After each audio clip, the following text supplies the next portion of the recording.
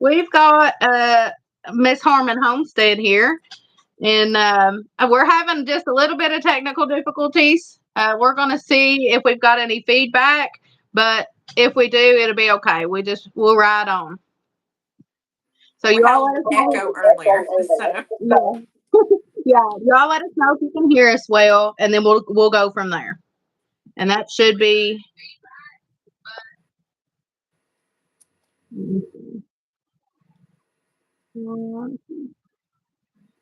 Okay. Andy, can you hear us well?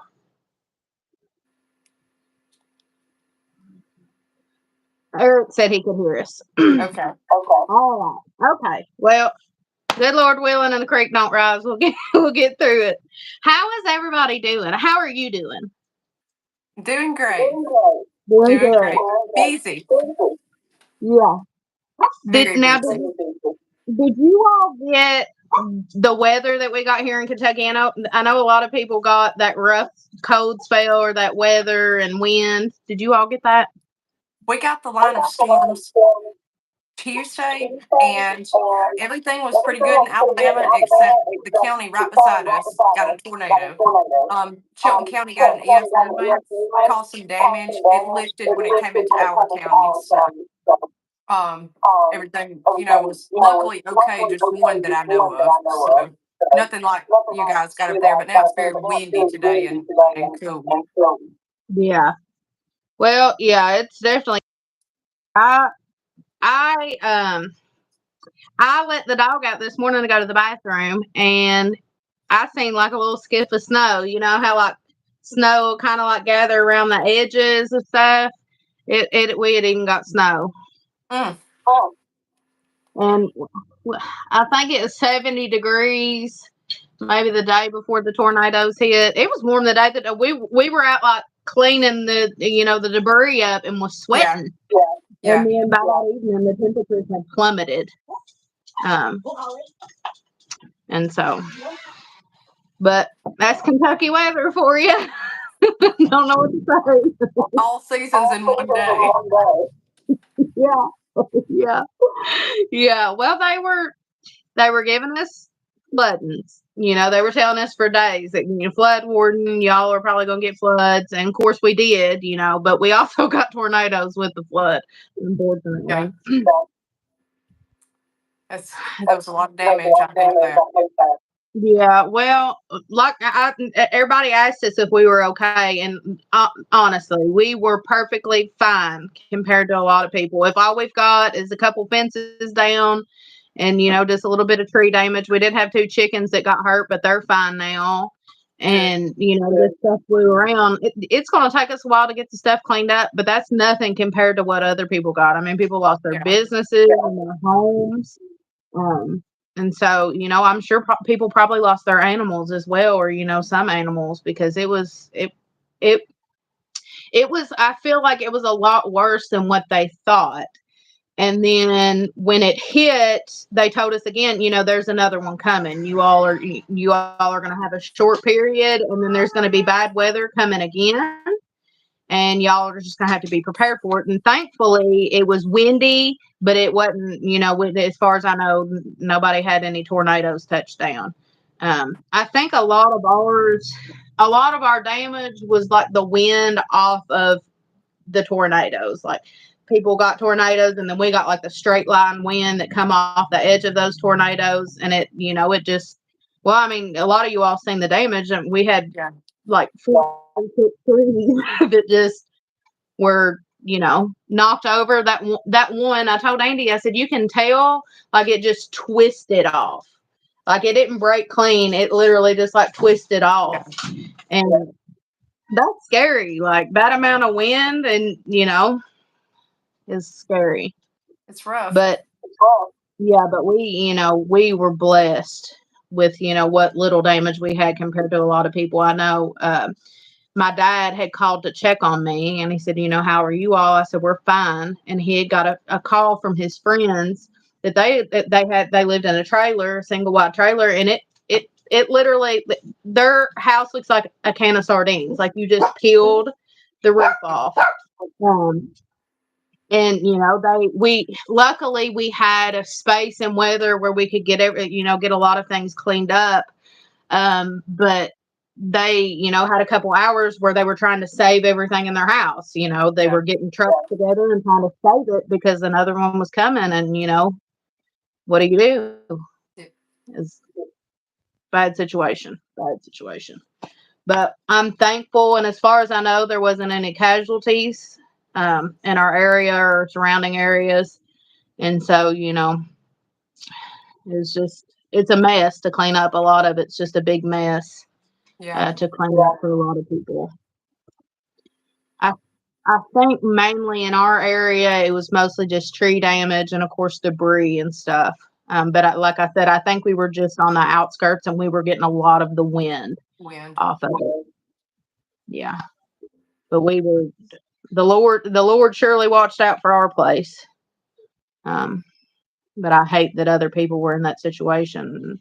Just just here recently, and I don't know why, but just within like the recent few months, we have heard of a lot of people, especially local, that have like their homes have burnt down, and a lot of people have lost their homes. And then I think about those people, like they lost their homes, and now they're in like some type of probably temporarily living somewhere, and then we get a tornado, and Yeah. so it's one thing after another. It seems like for a lot of people. How's the garden doing with this big shift in weather? It's Cadillacing. It's doing great. I We've got all our spring vegetables doing beautifully. So doing good. Planting tomatoes this week. So um, really. I was gonna hold off, but I just went on and planted them. So I'm gonna be so jealous. I was literally getting ready to say the same thing. We I still only have planted a few. So weeks before we can even put anything out. it's a subscriber of mine said in Kentucky that they had snow on the ground. They had a foot of snow. So I'm not Really? sure which part, but they said they were jealous about the tomatoes. So Yeah, we usually our rule is like don't put anything out because we've done it before. We don't usually put anything out until after the first week of May or May. Because really, if we do, chances are we'll be in a pickle. we've been planting since February. So So jealous, unbelievably jealous. I'm I'm getting some. We're getting a comment about me echoing. I'm getting some texts from friends. Do you want me to try to log back out, Kenzie, or I'm trying to think what we could do for any that. tech gurus on here? So, Yeah, somebody lend us some help. I don't know what would cause the echo. You moved it because before we all started, you had moved it, yeah. and so it's not the location. I don't think. Well, echo through my phone. You think? Talk real quick. Harmon Homestead here. So, Let me see. Do, do, do, do, do, do, do, do, do. I don't know. Let's try logging out. You log out one more time. okay. Go all the way out Okay. and then click on that link again and see if that helps some. Okay. I'll be back, guys. Guys, we have been trying to work on it. I do believe it's on her side, Eric. Can you all, is it echoing now? Now that she's gone, can you all hear me well? Y'all let me know. I hate that it's echoing, and I don't want her to feel awkward either.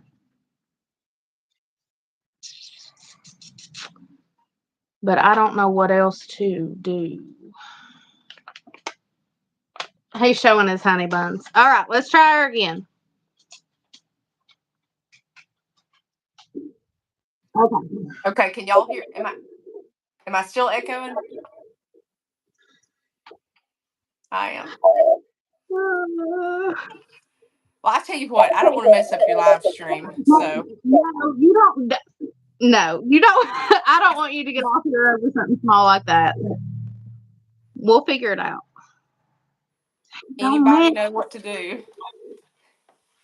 Let we've me try lost this. out a couple times. Let's see. Am I still with y'all? Yeah, Am I echoing now? Can you hear me? it's worse. Okay. Okay, guys. Maybe we'll just have to try it again another night. Oh, let's Yeah. see. Yeah, I don't want you to feel uncomfortable. I just can't hear when I talk. Yeah, It's not as technology. bad now to me. Can you hear me at all? It doesn't sound like it. It talks. Just say something. Can y'all hear me echoing right now? I don't hear it.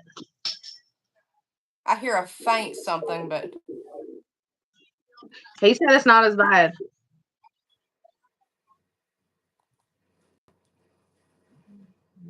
Oh, so he we're said good to you're go? not. I think Okay. so. Okay. If it gets bad, y'all let me know and I don't know, is it I'm still hearing it. Maybe if I sit back. How about now? Is it bad now? Your volume. Turn it Have you up tried your or down? volume? No. Let's see. The volume's in the holder. How about that? No, Talk a little bit, I just only like. film on a phone. Am I echoing? I don't think so. I don't think so. Say something louder, and we'll see. Hey y'all. No, I don't think it is. I don't. Maybe it was the volume. Maybe it was like playing into your phone. It may have been. Yeah, it's completely better now. Okay. All right. If it's Oh, there we go. I think we got it.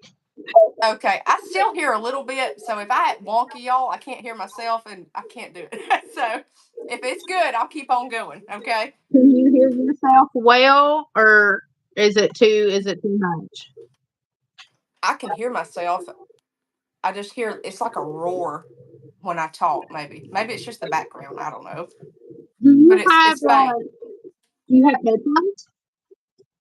Uh, Lord knows where they are. So I don't Okay. know what. Yeah, but who knows? The only thing I can think, we might have to do it again, or we might not. She said it's messed up on hers too. I think next time what we'll do is headphones, because I think what's happening is it's playing into your Your phone. So phone. like the speaker is picking it up and it's playing into your phone. Yeah. I know that a lot of people do it with headphones. I've never had to do it with headphones, but I guess it depends on what you're using. Probably. Am I echoing right now to anyone? It's better to me. It's much better to me. I'm waiting to see the comp. Somebody said good now. I think it's better.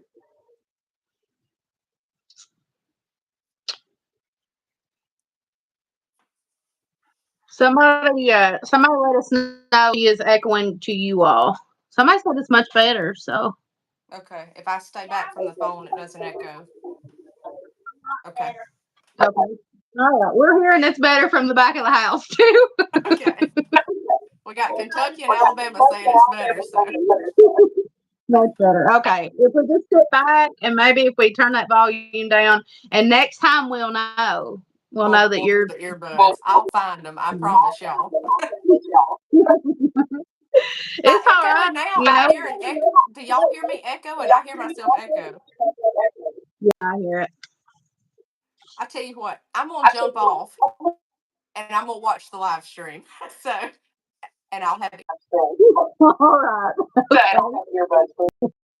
That's okay. We'll figure it. We can do it next week or just whenever. I want to make sure everybody like can hear you well. I want to make sure you're comfortable, and so. well, y'all listen to her and I'm gonna watch the live stream. I'll be in there with y'all. All righty. Bye. Bye. All right, guys. I hate that didn't work out. That's okay. We can do better next time, Lord's will.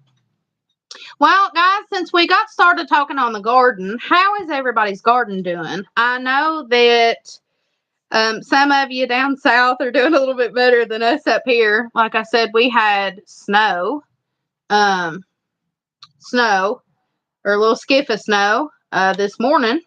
And of course, we had tornadoes. We had tornadoes too. What is it, Tuesday? And so our weather has been just dramatically un pleasurable for garden. Now it has been warm, and we have been able to do a little bit of like working in the garden, tilling, adding compost and things like that. And of course, we started our seeds. I did a video on that. Unfortunately, some of the seeds are just not doing as well as others. I went ahead and transferred over our cucumbers, and they did horrible, that was what we didn't have a lot of seed of. And so, hey, Harmon, Homestead. That's what we didn't have a lot of seed of. And so where we didn't have a lot of seed, we just kind of, what I did is I saved enough seed. I planted, and then I tried to save enough seed so that we could succession plant. But now, I don't know, swampy. Well, well, Eric, or at least a lot of you know that we live in like a swampy, wet clay soil. And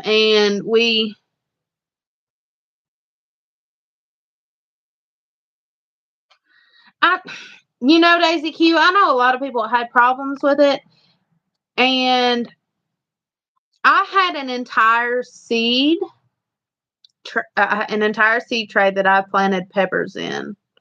And my peppers did not do well at all. Our main reason for wanting to succession plant our cucumbers is because we want to do more pickles. I know a lot of you all have requested the sweet pickle recipe, and we were at church the other day, and we had a family member come that had got a hold of some of my mother-in-law's sweet pickles, and he said, I do not like pickles. He said, I don't like any kind of pickles. I don't like dill. I don't like sweet pickles. I don't like, the bread and butter pickles. He said, I don't like any kind of pickles. But he said, I absolutely love those pickles. And so I really want to try to get that recipe out for you guys, because even people that don't like pickles, according to him, will like those pickles. They're very sweet. They're really, really good in potato salad and macaroni salad, your kind of salads like that, your relishes. They'd make a wonderful relish. And so I really want to get that out. You're going to try the double yield? That's amazing. That's what we had started our seeds with. But I'll tell you what happened, guys. My mother-in-law, bless her heart, she didn't do it on purpose. And so what had happened is she works night shift, and because she works night shift, she had to, I am really excited about the double yield. She works night shift, and so she, closes the curtains during the day because she works night shift. And she had closed the curtain when she had went to bed, and unfortunately, when she left, she didn't pull the curtain far enough back, and it covered an area where the cucumbers were. And because of that, they didn't get sun for like maybe 24 hours, maybe even 2 days. So where they didn't get sun, they just, and so they were ready. They were tall enough that they could be transplanted. So I transplanted them with the knowledge, knowing that they probably wouldn't make it, and they didn't. They didn't make it. I was hoping maybe it would pop them up, but it did not. And so, yeah. I think I forgot what I was saying, Eric. But yeah, we are in the swampy area right now, and with the weather that we've had, which you've got rotten weather too, like we've got right now. We've got some flooding going on. And when you step on our ground, it is a mess. I don't think I said hi to everybody. Let's see. Hi, Joe. How's your mama doing? Eric, Daisy Q, hello. Yeah, it was. I'm going back to y'all's top messages. Chastity, hey girlfriend. PJM, hello. Harmon Homestead, howdy girly. Nate, hello. Greta, hello. I don't want to leave anybody out. If I missed you, I'm so sorry. But thank you for everybody that's popped on. Maybe next time we can work this out a little bit better. Hope next year we'll have a nice garden, hopefully in Virginia. LOL. We are listing the house in a couple weeks. I know you said that, and I'm so excited for you. I'm super excited for you. Well, guys, I was going to talk to Harmon Homestead about something, about the garden stuff, because I didn't want it to be, about what was going on with me. But I want to talk to you all about something. I did a video on it today and it's coming out, but I know a lot of people sometimes don't see my videos, but they watch my lives, or sometimes they don't watch my lives, but they see my videos. And so I wanted to talk to you all about this on here as well, because I think it is very important. So I've been keeping a secret from you guys, not anything bad. Well, maybe it's bad. I don't know. But the reason why I was keeping this secret, I wasn't letting you all know what was going on, is because I wanted to figure out for myself how to kind of work through this and how to kind of explain to you all what's going on. So as you know, we had 2 does have babies. We're talking about rabbits. And we had Beth and Maybelline, or May. I call her Maybelline, May, you name it, Mabel. When I'm talking about her, I'm probably going to call her a million names. That's why I'm specifying. Beth had 7 babies and May had 6. Both of them were bred to the same buck.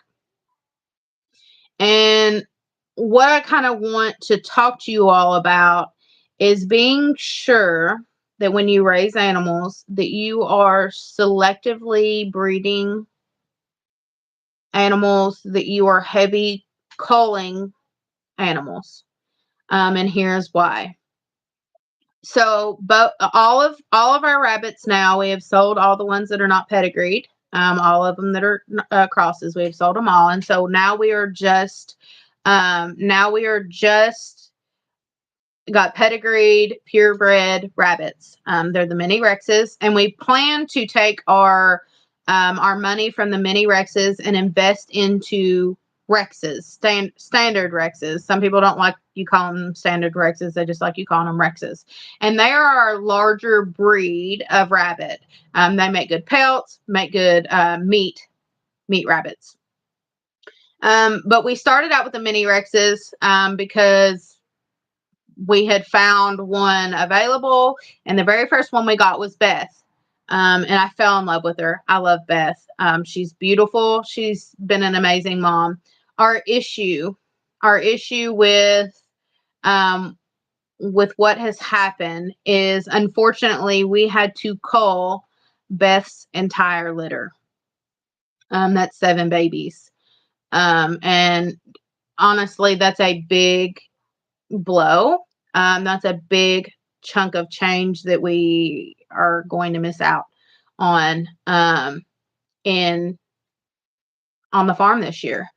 And the reason why we culled all 7 of her baby rabbits were for multiple reasons. And a lot of you are going to say, well, why didn't you keep them as grow outs? And I'm going to explain why we didn't. So our first issue that popped up with Beth's babies, and I'd started to make a video on this and I did not, is we had a rabbit show up with a prolapse. If you're not familiar with prolapses, it's where their genitals come on the outside. What's inside is on the outside. Obviously, that's not supposed to happen. And this was so early on that it a lot of times stuff like that will happen during birth, if they start eating something they're not supposed to eat, things like this. Well, it happened so early on that at this point in time, were just supposed to be eating milk. They were really young. 2 to 3 days later, we had a second baby in Beth's litter have a prolapse. And so prolapses are genetic. It's a proven fact. I talked to other breeders that know more about it, and they said this is a prolapse. I'd never even seen it. I've never had that issue before. They said this is a prolapse. It's genetic. The baby probably won't make it, but if it does, you need to call. Well, the baby did make it. And so I kind of had a glimmer of hope for it. And I thought, well, I'll just sell this, as a pet only. It obviously is, going to be messed up down there anyways. It can't be bred. Well, that was when the first one happened. Well, then the second one happened. And I thought, wow, how odd is it for one to happen? It's very odd for one to happen. How likely is it for another one to happen? And it was crazy. And at this point in time, guys, by the time the second one happened, maybe they were nibbling on hay a little bit, but they were still in the nest, like eyes barely open. So the second one happens. Well, yesterday, was it yesterday? No, it was Tuesday. I started looking at her litter again, and I started looking at eyes. I don't know why, but I was looking at the rabbits, checking everybody, like you do. You put your hands on them, and I started looking. I started noticing this rabbit had eyes that were just completely blue. And it hit me that rabbit is blind. And overall, the health of the litter, besides the prolapses, we didn't have any type of eye infection. And a lot of times, like in your mind, if one eye is blind, you're thinking infection, you're thinking it's been, kicked, or hay has poked its eye, or something's wrong. Well, this was not one eye. This was two eyes. And I wish that I would have taken more photos of this particular baby, but where it was a very similar color to the other ones. She had like 4 of the same color. I thought, no, she had like 5 or 6 of the same color. I thought, well, this, I wouldn't have been able, if I would have taken individual pictures, I maybe would have noticed it. But I came to the conclusion that the baby had probably been blind since birth. And so that's 3 rabbits, 2 genetic issues. Well, the day that I had discovered that the one baby was blind, her baby started, one baby in particular, one that had the prolapse in the beginning, started balding. Had spots of baldness on its body. And in all this, I messaged the previous rabbitry, the rabbitry that Beth had come from. And I said, we're having these genetic issues. Have you ever had any of these things pop up in your line? And she said, no, I've never had any of these issues. And she was very, she had no clue. Like, she had no clue what would have caused any of it. Her suggestion or her thought was that the baby had an infection, and that's why it was blind, or something had happened to its eyes. And I told her, I said, that's never happened. I've never had, in this litter, I've never had any nest eye. I've never had any infection of the eye. And so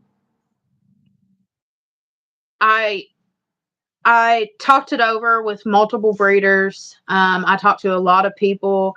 I went to Beth came from a 4-H. Well, it's a lady that's over 4-H. She's also a teacher in a next county over, and I believe that she's some type of ag teacher. But they have raised rabbits for years. She's who I go to when I have an issue like this. And she told me to call. And I told her, it's from the doe. It's from the doe that I bought from you. And she was like just in shock. She said, wow, I just don't understand why. And she bought it from the rabbitry that I had contacted. So she had 2 owners previous to me within, 2 years of life.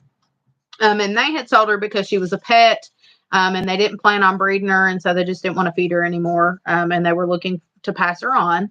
And so far, she, didn't show any issues of being non-genetically sound.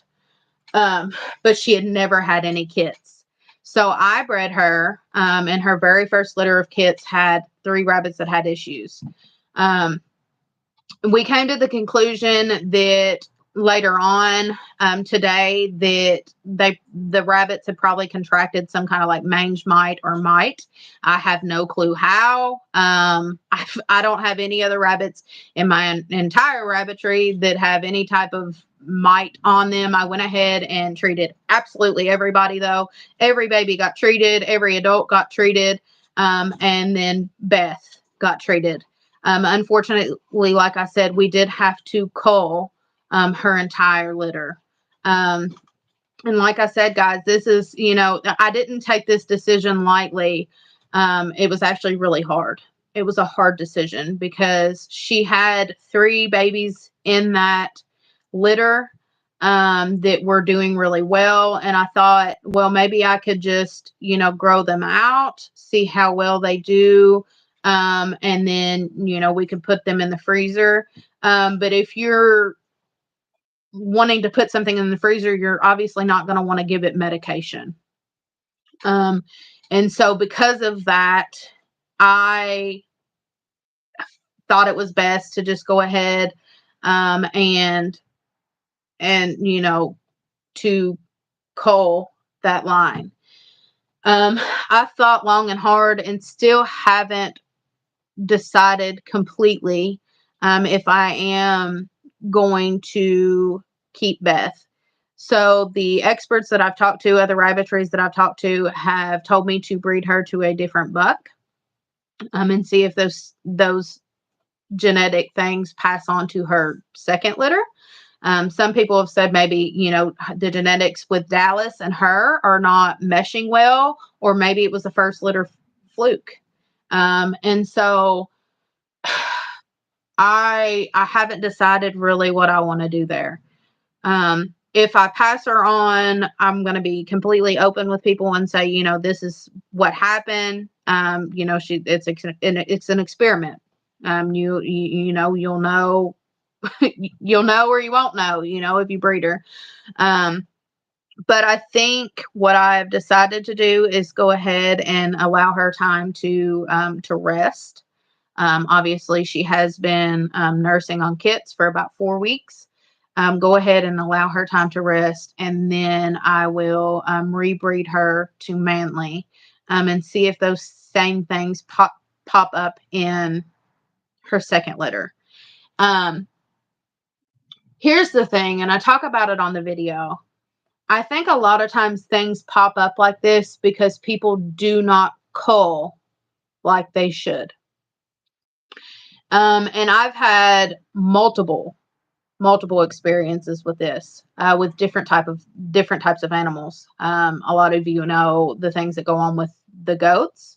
They were purebred, pedigreed animals, and they had horrible genetics when it came to feet, when it came to resistance, when it came to sickness, or pest resistance, when it came to sickness. We had a lot of deaths. We had a lot of deaths in kids. And so I think that a lot of times people pass on things that they shouldn't pass on. And I do not want to be that person. I don't want to say this is okay when it's not okay. If you're going to have a breed animal, if you're going to claim that this animal is pedigreed and purebred, then you need to do your due diligence, and you need to make sure that you're not passing on things that should not be passed on. Now, I'm not saying that the rabbitry previous to her, because I don't know, I was not there. I'm not saying that they did it intentionally. But if it comes out in the open that she really does have horrible genetics and she's passing them on to their kids, somebody was in the wrong there. Somebody, if it comes out that way, somebody has sold rabbits. I don't know how far down the line, but somebody has sold rabbits that should have never been sold to breed. Should have never been sold to breed. And they surely should have not been sold as pedigreed pure rabbits. Every pure pedigreed animal that I know, livestock animal, has a breed standard. And if you're going to raise these rabbits or breed these rabbits to be in shows, to be breeders, to reproduce, you need to stick with standard. You need to make sure that you're not passing on things that should not be passed on. Um, and I'm thankful that she ended up in our hands. In a way, I hate the loss. I hate the loss, but I'm glad that we have got um, enough, I don't know, what do you say, enough goal about us to say, no, this stops here and we're not doing this. We're not going to pass this on.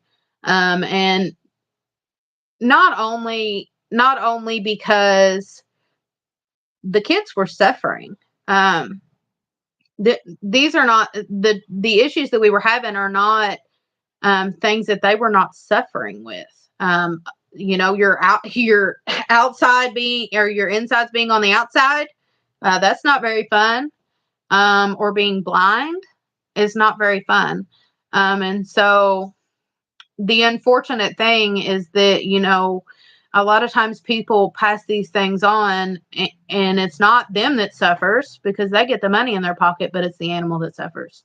And people that don't know what they're doing, people that don't know, that they should cull for these reasons, people that don't have the gall to cull for these reasons, people that don't say, or pass these on as breeders, are the reason why these things are being passed on. They're the reason why, we're having issues like this come up in breeds. We have a purebred house dog here, and you all have seen him before. He has, guys, he has horrible teeth. He's, fragile. Dogs like that are really fragile boned. He broke his leg before. He has horrible teeth, and I know it's genetics. Because he's very well taken care of.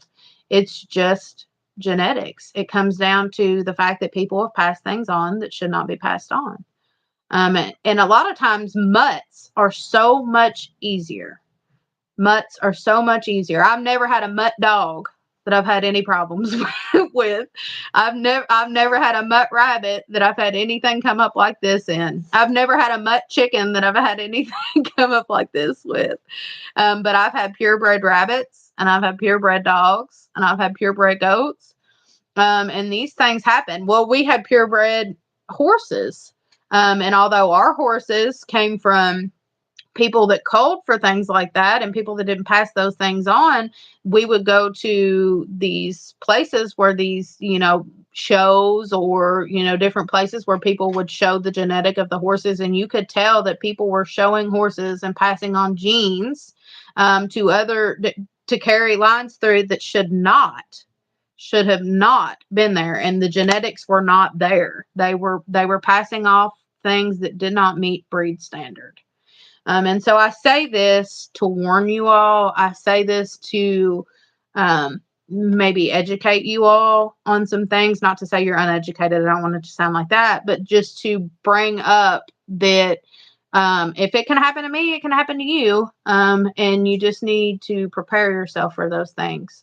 I know that Eric had said something about getting some type of sheep. I know Harmon Homestead, she raises chickens. Let me see. I'm gonna read what everybody says. Yeah, it's sad, Daisy Q, and I hate to be the one to have to do it. Like, you hate to be the one to have to do it, but you have to do it. You just have to. Think you have a tough decision, but I think you were right to do so. Yeah, it was a tough decision, and I kept going. I kept telling Andy, it was almost like I kept telling Andy, we're going to have to call. We're going to have to call. We're going to have to call. And I guess my response, I guess what I wanted him to say was no, no, we don't have to, but we did have to. And I kept saying, what do you think I should do? What do you think I should do? And he kept saying, well, it's your decision. It's your decision. And I kept saying, I want you to just answer me. I wanted him to say no. But I knew in my heart that it was the right thing, and he did too. And so, it's one of those things. That's a shame, probably for the best, though, just the ups and downs of farming. Absolutely. That happens so often with chicken breeds. When we first got chickens, we were sold so many chickens that were sick. Yeah, not true to breed and weak. And we didn't know any different at the time. Yeah, mixed breed chickens do so much better than yeah. We've got purebred and we've got mixed breed. And I tell you what, you can tell the difference. You can tell the difference from the time an animal is born, especially if you've been around long enough. I know a lot of times with chicks, I can tell a difference, and I'm sure some of you do, can that raise chickens, but when they come out of the egg and the sound of their peep, I can tell whether they're well or they're not, whether they're weak or whether they're not. And they'll usually tell on themselves pretty quickly. And I'm finding that rabbits are the same. When the genetics are not there, if they're weak genetics, it pops up pretty soon. 10 days is pretty early for them to start telling on themselves, but they did. They started telling on themselves, and here we are 4 weeks later. And the genetics told on themselves very quickly. And if you don't have somebody there, if you don't have, what do they call it, like a mentor in something like this, you very well could get got pretty quickly, because I tell you what, we have gotten got with different animals down the line. Rabbit, or the goats especially, which I guess now rabbits, which, not to say that they did it intentionally, I don't know, but I always say that people never sell the best of the best. People never sell the best of the best. They're not going to sell. If they sell you the best of the best, if they sell you their favorite, if they sell you the one that's doing really well, you better believe that it's going to be high priced. For strangers, like people that you know or familiar with or friends with probably aren't going to do you that dirty. But if somebody sells you something, what seems like a decent price, or something seems a little off, it's because it is. 9 times out of 10, it's because it's off. When we first got into goats, we bought Cammy and Nala. In the latest post, she was asking for a price. She was asking for a certain price, and she said, I don't lowball me, because this is what I'm selling them for. This is what they're worth. And that should have been like a ding, ding, ding, ding, ding. It should have been, it should have been a bell. It should have been a siren going off in our heads, but it wasn't. And even more so, we found out later that she was being dishonest about certain things. And then it just carried on. We got a hold of one line that we thought was going to be really, really good. Looked amazing on paper, guys. I tell you, looked amazing on paper. People would fight for this name that we had on these papers of these goats. We had 3 goats out of this name on these paper. With goats, it's called ennoblement. It means a line is ennobled. It means that their kids score high in shows. And it was out of all the lines that I've owned, it was the worst line. I had 2 goats, pass away. 2 goats that we had to bury out of the specific line because they were extremely weak, very sickly, and had 0 to no pest resistance. And that line was like supposed to be top of the line. We paid good money for that line. And it's a loss when you spend money on animals like that. I know an aunt of mine, she told me one day, I was talking about the losses that we had with the ghosts, and she said, we spent $2,000 on a buck one day. She said, we put him in the barn, come back the next morning, and he was gone, dead, right where he stood. That's a lot of money, guys. That's a lot of money. And I know things happen, but I think a lot of times, like I said, people do not call like they should. They get attached, or they're not able to. They're not mentally able to do it. And in that case, if you are not mentally able to do it, I either recommend not having animals at all, or having a partner or somebody that is able to do it, that is able to do what needs done. Because I know that there's attachment to things. I know that you get attached to. Like I said, Beth is probably the problem, maybe. And I love her. She's my favorite. She's absolutely beautiful. She's a wonderful mom. She has a wonderful temperament. She lets me hold her. She lets me trim her feet very well. She's never offered to bite. She's never growled. She's never had any types of bad behavior. She is wonderful. She's beautiful, and she looks like she would have wonderful, beautiful babies. But here we are. This is where we're at. This is where we stand. And it's our responsibility. It's our responsibility as owners. It's our responsibility as people that claim to care for our animals, that we make sure that we are doing them justice, that we make sure that we are taking care of things that need taken care of. It's our responsibility. And I I hope it gets better. Um, I hope that this is something that people can be held accountable for. And I feel like too, we should hold people accountable for it. Like, I messaged the rabbitry that she had come from, and I said, "These are the issues that we're having. You need to look for them in your lines." And she said that she would. She was shocked, and she was, sorry that we were having the issues, and she said that she would. And so I hope that she will. I'm not saying that it was her that was the problem. It might have been some lines, that were passed on to her. And so these things can go really, really deep. And it starts with you doing what you need to do. It starts with me doing what I need to do when it comes to husbandry of animals. I think a lot of people, I'm talking about the word husbandry here. I don't think a lot of people actually know animal husbandry. I think I spoke to a friend today, and we were talking about different types of animals that are sold to people, like a micro pig. A micro pig does not exist. There is no such thing as a micro pig. A small pig is just small because you're starving it. That's what a micro pig is. It's a starved pig. It's a hungry pig.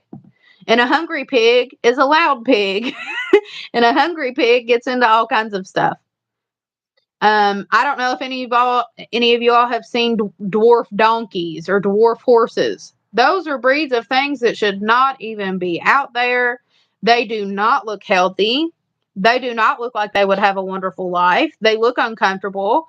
Their faces are all weird and wonky, and their body just it doesn't look right. Why are people doing that?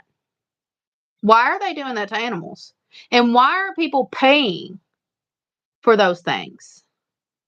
And another thing, I've talked about this on lives before. Why are we trying to make animals, outdoor animals that are meant for consumption? Why are we trying to make those pets?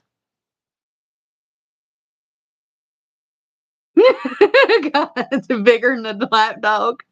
Yeah, yeah. People don't like we have the mini Rexes. Well, a mini Rex is anything. A mini Rex is a mini Rex, which is pedigreed, is considered to breed standard anything that's under, I think, 5 or 6 pounds. It can't be over 6 pounds. So if you have a mini Rex, and I have mini Rexes on my farm that are over 6 pounds, they are not considered a mini Rex. Beth is larger, and Maybelline is larger. Neither one of them are show quality, anyways, but they supposedly make good breeders. May make smaller size babies, but that comes down to genetics.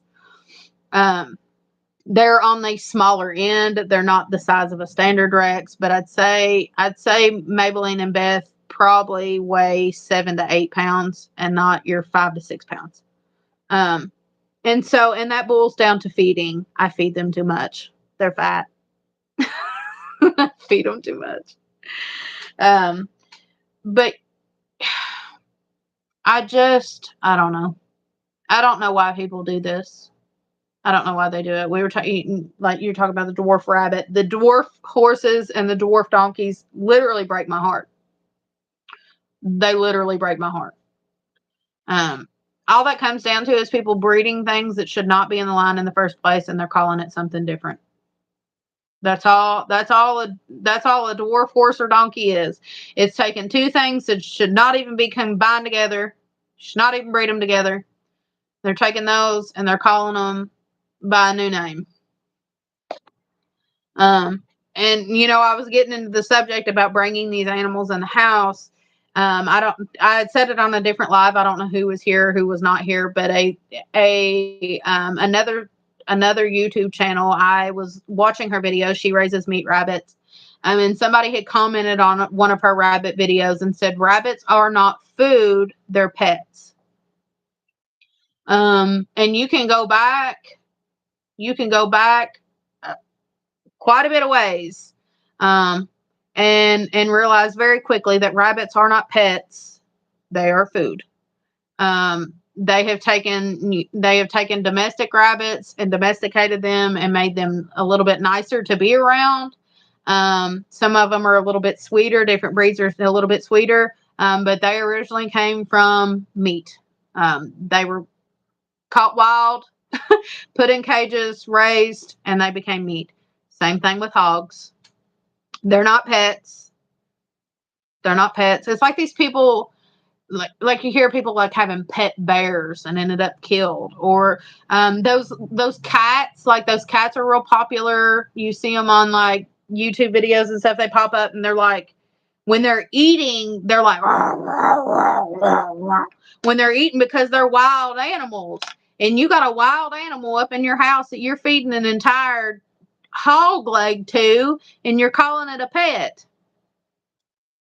No, just because you say it's a pet, just because it has fur and it's cuddly, does not mean it's a pet. And some of us out here are raising the things that you all consider pets, or people, not you all, but people out there consider pets, and we're eating them. And they taste good. And they're food. And they always have been food. And they are meant for our consumption. And they're not meant to be pets. And that's just facts. That's just facts. And if other people besides you all were watching this, they would probably be really mad. Probably the vegan and the what's the other ones that are not vegan? They're the other ones. Why can't I think of their name? Vegetarians would be furious with me right now. I would be on the banned list, guys.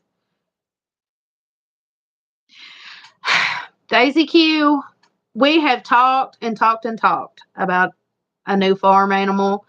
We have talked about getting hogs. We have talked about getting some beef again, having beef on the farm again. If we were to get hogs, if you watched our video about the tornado, you had seen where we had cleaned out that area. I hope you've seen it. And we put like in a swing there. If you all didn't notice, we put our little tree swing, a swing there. We plan on, if you watch that video as well, you've seen that we got a tractor. We plan on using that tractor and our muscle and cleaning that out. In the future, we plan on cleaning that out. Maybe, hopefully, the Lord's will, that we can fence that in with electric fence and get some hogs. It's been a dream of ours. It's been something that we've really wanted to do for a long time, and just have not been able to do it. Now, we got the tractor. My father-in-law and mother-in-law bought the tractor. I don't want it to sound like that we did. But we bought the tractor. We got the tractor with with every intention of using it on the farm. It being a lot easier on the equipment being a lot easier to use it than the equipment that we have. So as of now, we have the mower and the 4-wheeler. And then of course we bought the tractor. Hey y'all. We had a friend down the road named Boy Tornado. Yeah. Yeah, that'd be good. We had a friend down the road that had cooney pigs. I don't know what we would get, to be honest, Eric. I would probably want to get a good lard hog. I know that at least our first year, I would probably want to get a good lard hog. Um, and the main reason for that is because we use a lot of lard. And I know that that's not, if you get a bunch of lard, you're not going to be getting coonies have the red meat. You're not going to be getting as much probably meat as you would. They're obviously not going to be as, slim or be able to, eat off of just like the ground and the surrounding areas as much as a cooney would be. I know that coonies are really good for clearing spaces and things. But we are wanting most likely, we will probably get a pretty good lard hog, at least our first year. Um, having lard on hand for me is like essential for my everyday cooking. We cook primarily almost completely with pork lard, bacon grease, sausage grease, and things like that. Um, that's how I learned. That's what I learned to cook with. I'm not a big like Crisco fan. Or I know a lot of people cook with Crisco. It's probably un-Appalachian of me to say that I don't like Crisco, but I don't. I don't like. I don't like it. And so I cook with bacon, bacon and sausage grease, almost completely, with the exception of using. Trying to think what it's completely slipped my mind. With the exception of using avocado, not avocado oil. I can't think. I've never heard that. Have you heard that, Eric? That they take longer to process? I would assume, since they're smaller, that they would take less time than a larger breed, but I might be totally and completely wrong. Coonies have a different type of meat than like your typical lard hog, from what I understand. That their meat is red. And so I do not know. Yes, not a feeder. Yeah. I don't know. Now, here's the reason though, and I was telling you all that we wanted to clear that area out, and then later on, hopefully, maybe getting some hogs in that area. What makes that area perfect is one, because it's been just like a forest. It's literally truly been just a area that can't be used right now because it is just completely forest. And something that I've talked about, I've touched here and there on videos. I haven't heard that, but I haven't read too much into it. Yeah. I haven't heard it either, so I don't know.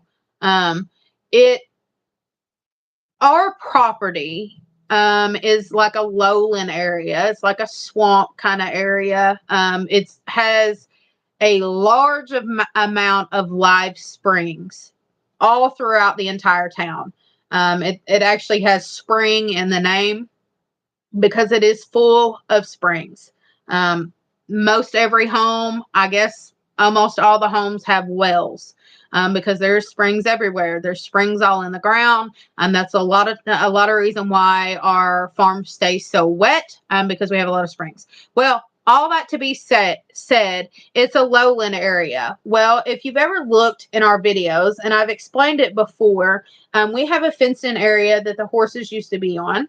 It's back behind where the chicken pasture is now that we recently fenced in.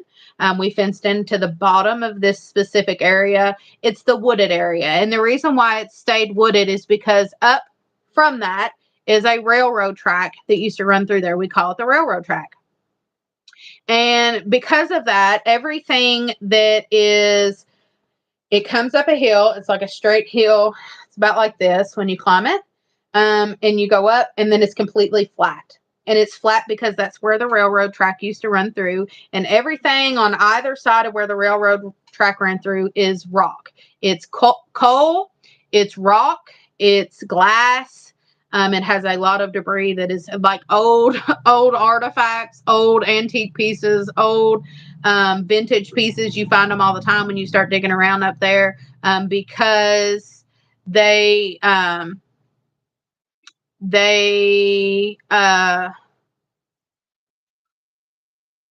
because the old railroad track, I completely lost my train of thought with Eric's comment. 12 to 14 months till you can process them. I Googled it. Okay. Google, Mr. Google Pants says 12 to 14 months. But anyways, that area is pretty much just like a wet, there's a spring that runs through it. It's full of rock. It's had trees that have grown there for years.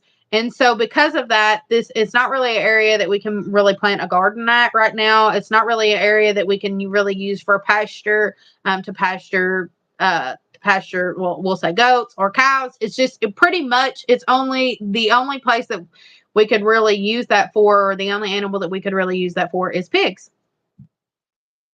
And so because of that, well, then it does take longer. Because of that, probably they might be slower growing. Don't they live primarily off grass, coonies? Or they can live primarily off grass. Because of that, that's a good place that we can put feeder pigs. But it's going to be a process trying to get that cleaned out. It's going to be something that we work on together. There has been a lot of trash and debris that has been thrown in there over the years. A lot of it because the previous owners that owned the home about 20 years ago, they kind of just used that like a valley or a holler, and they threw their trash in there.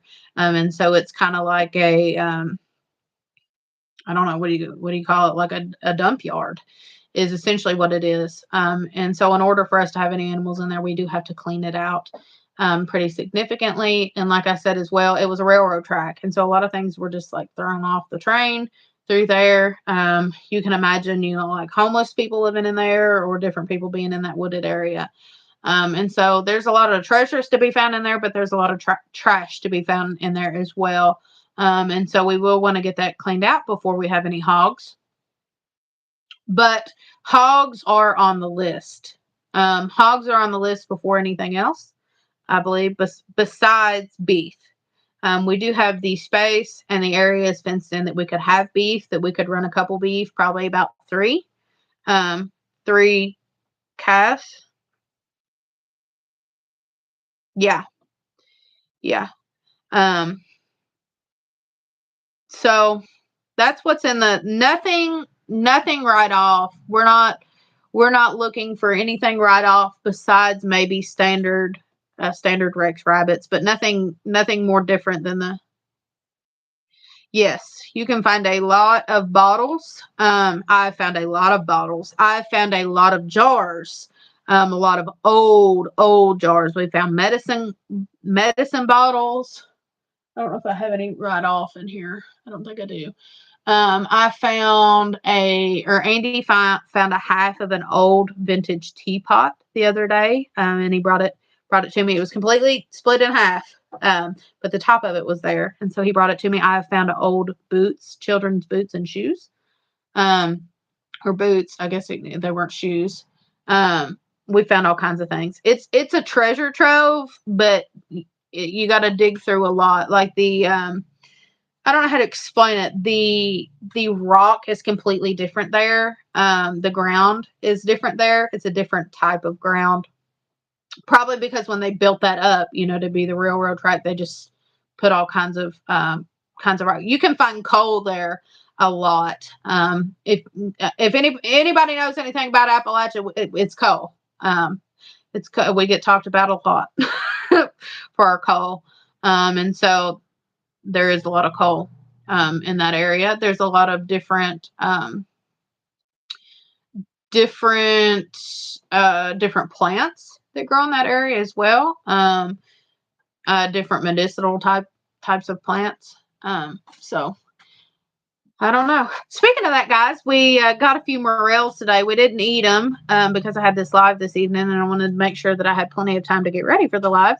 But hopefully soon we can be doing a video on morels. If you hadn't seen my short from a few days, or I guess it was like a week or so ago, we found the first morels of the season. We went ahead and left them and let them get about this tall. And so now we'll have plenty to eat on. We left some in the ground as well, though. I know you're in Pennsylvania, Eric, and Daisy Q, you're way down south. Is that the West? Do y'all call it the West? Do you all get morel mushrooms? That's what I'm trying to ask. Y'all get morel mushrooms? Harmon Homestead, if you're still on here, y'all get morel mushrooms? Because I don't know if it's just an Appalachian thing. We have like a festival. Southwest. That's what you call it. Okay. I always just say like down south because anybody below us is south in my mind. I didn't even know what it was. If you've never had a morel, they call them dry land fish. They say they taste like fish. We fry them typically. Ark Wildman has a video or a picture that he put up. I think it's a picture. I don't know if he did a video on it or not. He took morel mushrooms and stuffed them full of cream cheese and wrapped them in bacon. And I've never had them like that. They sounded delicious. But we typically fry them. Just you can fry them in butter, you can fry them in oil or fat or whatever you want to do. You bread them and fry them. They're good. They're expensive. Very expensive. A lot of people are very territorial over their morel patches. You don't tell somebody when you found a morel patch. You'll say, yeah, we found morels. And if they ask, they're snooping too hard.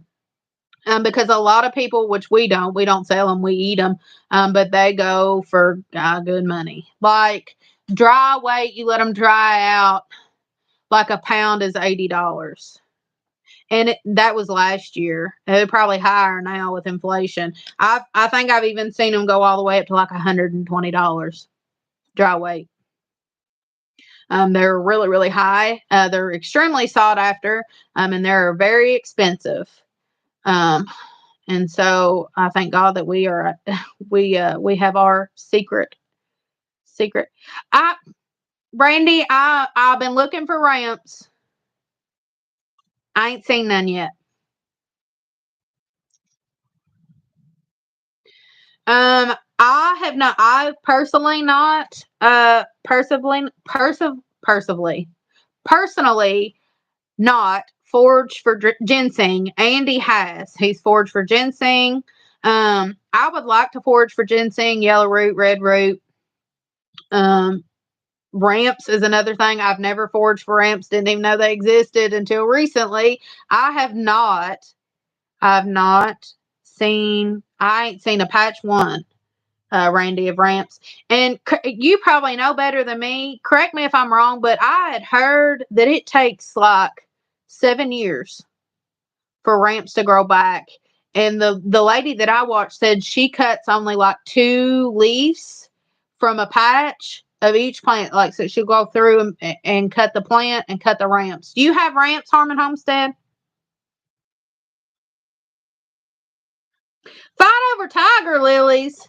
We got tiger lilies growing. They need to come to Kentucky because we got I got tiger lilies growing out in the garden, a big old patch of them. If they want to fight over some of them in my garden bed, they can clear it out. They spread like wildfire. What are they fighting over them for? Rarely not in the woods directly around my house. I've heard of them near our location, though. Very deep in the woods. Our area is like 5 climates rolled into one country. I know what you mean. Y'all don't have ramps? I've never had it, and so I'd really like to try it. I'd really like to draw it out. And I wanted to talk to you, Harmon Homestead, on our live. Unfortunately, it didn't work out. Maybe we can talk about it the next time. But I seen you using your dehydrator, and I just wanted to let you know. I don't know if I ever told you. You know how I found your channel? By watching your dehydrator videos. My mother-in-law got me that same dehydrator you had for Christmas, and I got on YouTube and I typed in the Presto dehydrator. I don't know if I've ever told you this. I typed in Presto dehydrator, and your videos were the ones that popped up, and I watched your videos to learn how to use my dehydrator. So thank you. I don't know if I've ever told you that. I dehydrated my. Let me see. See if I can get it. Oh, let me see.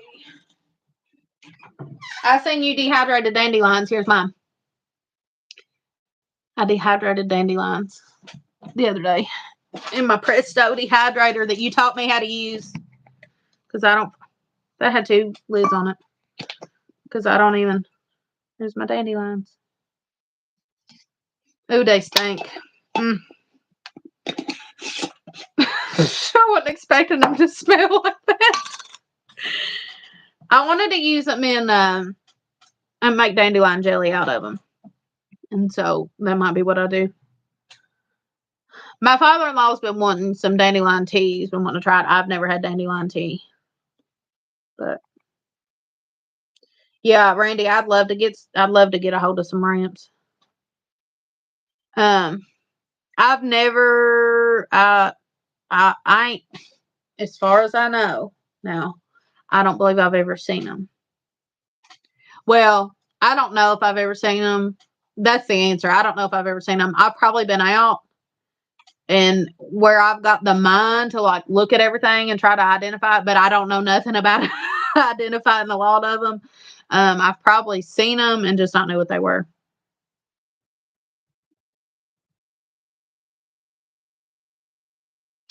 Mullen, Fireleaf sage, and went full force into foraging herbs this year. I know you wanted to, and I'm so glad that you did. I wanted to get me a book on it, and y'all know me, I'm a procrastinator, and so I never did get my book, and now things are popping up and I don't have it. I need to go ahead and order me a book. That way I can do it. Like we were talking about ramps. And I know like up Harlan and Hyden and stuff up in the coal mountains that they're getting ramps. Well, we got a friend who lives 2 hours away from here. He's up more towards in the mountains, and he found a big old patch of ramps. And somebody said they'd even pay him to get them, so I guess they're paying for that too. But I like to go ahead and get some ramps and dehydrate them, and use it for seasoning. They say ramps taste like they taste like onion and garlic together. Have you ever tried them, Randy? Do you know? Because I've never. Ramps is they're a plant, and it's like a green leaf that grows like this. They've got it's 2 leaves, a stem, and a bulb in the ground. And the stem, excuse me, the stem is kind of long, and it's got a bulb in the ground. And then it has 2 leaves that stick up. And they say they taste like onion and garlic. The thing about ramps, from what I understand, I actually watched a video on it today, and if you all have never watched the Appalachian Forager, she is, I believe she's in Harlan or Hyden. She's in Kentucky, I believe.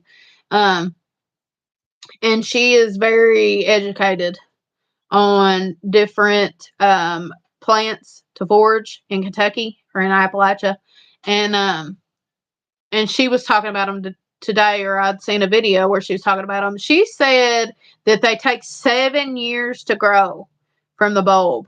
And she doesn't like to pull them up because they take 7 years. What she does, like I said before, she cuts the leaves. She cuts, like in a thing, like in a bunch. They come up in a bunch, and she cuts like a leaf off of each bunch. And so that's what she does, and I believe she dehydrates them. And then dehydrates them, and then she uses them for seasoning. But she ate it right there, and she said they taste like an onion and a garlic mixed together. And to me, that sounds heavenly. That's that's half of what I season with, onion and garlic. If I could get it in one plant and dehydrate it, I feel like that'd be good. But yep, they're called ramps. There's little old green that they're kind of bushy. Kind of remind you. I'm trying to think of what they would look like. Um, well, I guess like their look-alike is lily of the valley. So if you've ever seen lily of the valley, they're very similar looking to ramps. And she said the way to identify them is that it has the stem and the two leaves. Back in the old days, people here in Alabama made their own medicine out of plants that were edible. It is so interesting when we want to preserve that. Yeah. Yeah. It's funny because before we got on the interview, I was looking at your videos to kind of see what you were up to. I don't have hardly any time to watch people's videos, and I'm ashamed of myself, but I just don't have it. I just don't have the time. And I'd seen, a couple of your shorts here and there and a couple of your videos pop up, and I try to watch a little bit of them, but a lot of times I can't finish them, and it bothers me, but I can't. I just don't have the time. And so I was watching a couple of your shorts, and one of your shorts was like that. What was it called? The old fashioned garden or old timers garden. And it was funny because, like, probably to other people, like you're calling it the old timers garden, that's probably what other people think. Like, like that is the old fashioned way of growing a garden. But like that's how we grow a garden. Um, we have the tiller that we use in the big garden at the farm, but our little garden out here, years and years, we used a hoe and a rake, and that's how we started our garden. And I guess I don't know. I guess because we're a bunch of hillbillies. I don't know. I don't know if it's where we're just in Appalachia. I don't know if it's just it's how we were raised. It's just how we do things around here, and it's so funny that it's like seen as old timey. It's so funny that like Appalachia is just seen as so backwards and so different and so stuck in the past. And you're talking about using plants as medicine. People look at us crazy for that. They think it's just pure nonsense that we still grow our own food and that we still forage and we raise our own food. They think that is just pure nonsense. Like I talk about it a lot, but that guy that told me that asked me why I was raising a garden in polluted ground.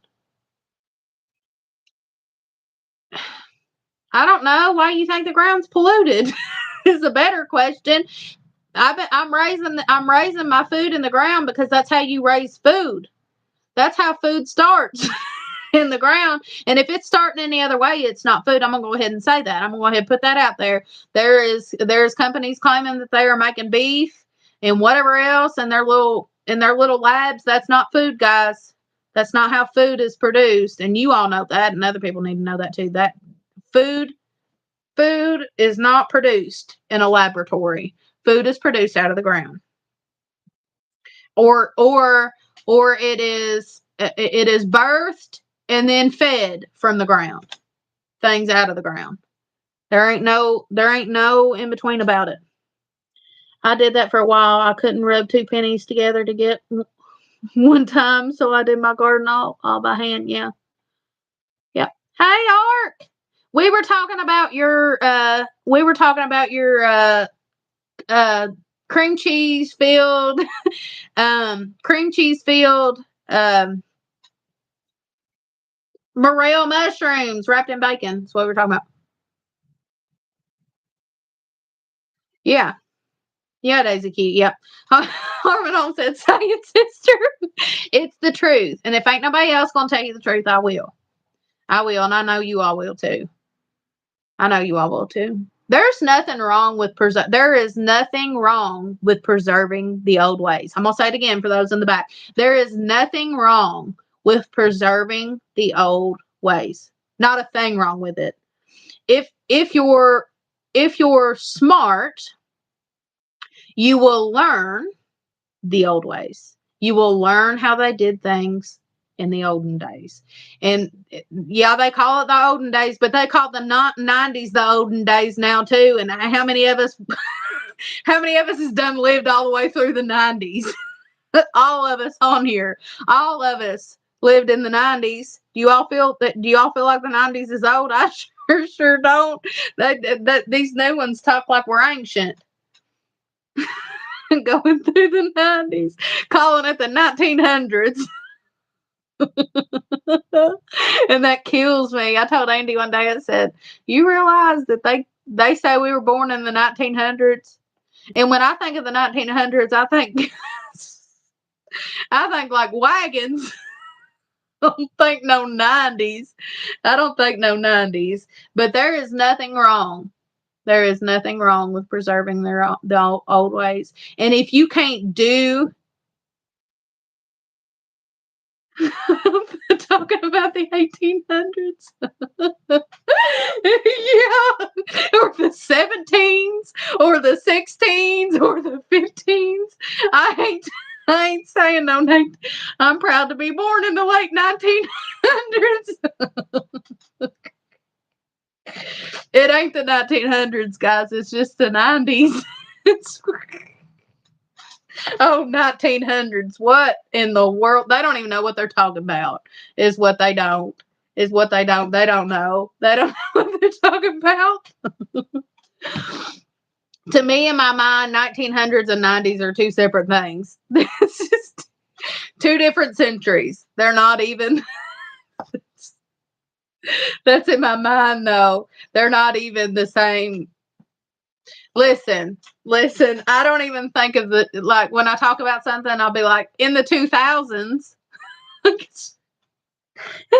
in the 2000s. Because to me, that's not that long ago.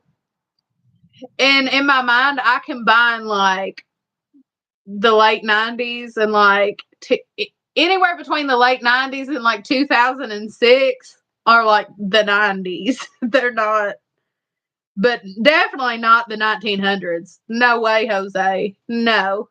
When I think of the 1900s, I think of this right here, this old feller pulling a plow behind a horse. That's what I think 1900s. Goodness. Oh my gosh. How could they even do that to us? Even say we were born in the 1900s. That is just not okay. Not okay at all. Makes us sound ancient. But yeah, I completely lost focus of what I was trying to say. I think that we are better off learning the old ways and educating ourselves in things that our forefathers were not only educated in, but proficient in. Proficient in. And there is many skills that I would love to be proficient in. There are many things that generations before me knew that I do not know. And to me, their knowledge is vast and much better, much better than what's going on today. Um, Harmon Homestead did a video on the GMO seed of the, what is it, the purple tomato or whatever it was. And people call that food. They call these things food. The what is it, the hamburger or whatever that's like not real meat. They call that food. And they not only see it as food, but they put it in their body. And who knows what the repercussions of that is going to be. Who knows the damage that it's going to cause. They're making this beef in the factory, and they're already pushing that cows are what is what is harming our earth. They're already pushing that they're killing the atmosphere. And I said it before in a live, but the last time I remember, I believe cows were here before we were. I believe cows were here before we were. And they weren't damaging the earth then. And so maybe it's not the cows that are damaging the earth. Maybe it's us. Um, and I think a lot of times they place blame on different things that they've done, and say that it's something else that's done it. Has to be something in the environment that does it. But then it's the same people that will eat these laboratory made cows or whatever they're calling it, beef. Those same people will tell you to save the koalas or tell you not to cut down the trees or will tell you that rabbits are not food. But those same people are the ones that are eating meat made out of, it's not meat, made in a laboratory and calling it food. Yeah.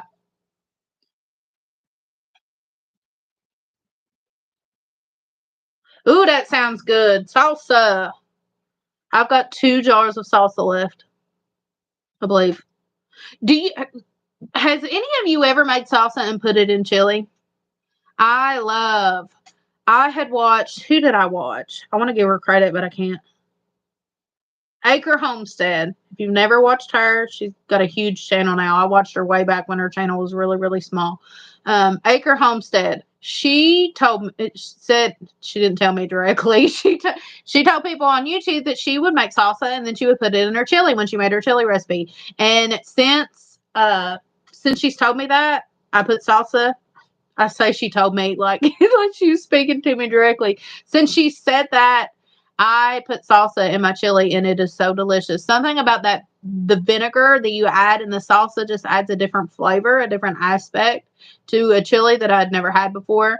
And I love chili. I love chili. I'd like to think that I make my dad's chili. My dad's chili is wonderful. He always got compliments on it.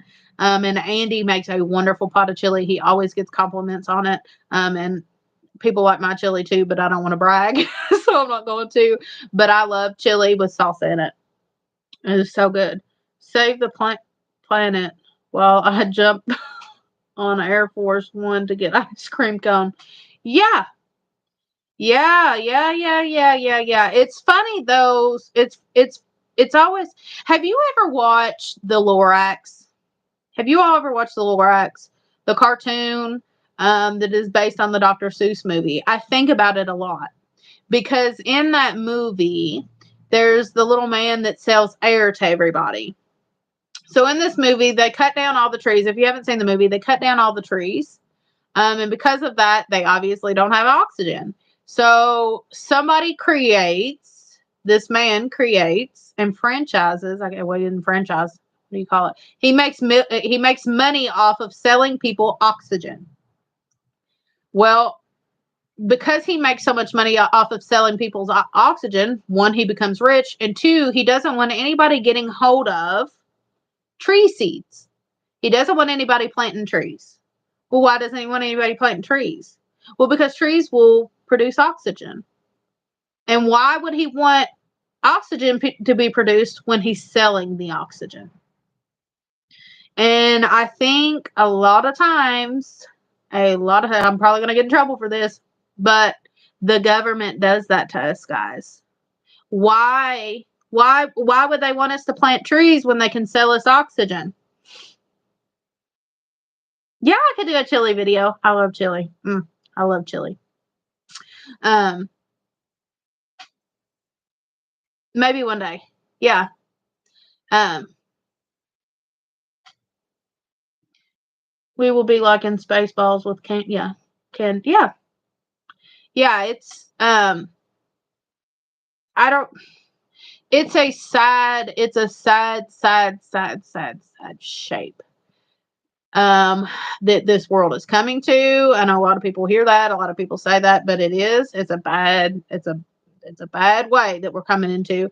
And it's even worse that people look up to America, and I see it more in America. We want to talk about communist places. It I see it more in America with these ideas that um, like I said, that, we'll sell you oxygen, you don't need the trees kind of thing. You see that more in America than you see anywhere else. Um, and that's just the truth. A lot of places, and I've talked about it. I've talked about it when I talk about Appalachia.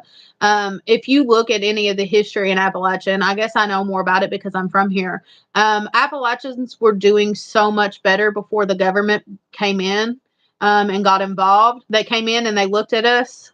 They looked at our people like we were poor people, that we were ignorant people, and that we needed their help. When really we didn't need their help. Really, they weren't poor. Really, they weren't ignorant. They were just doing things that worked. They were doing things that worked, and they didn't like it. And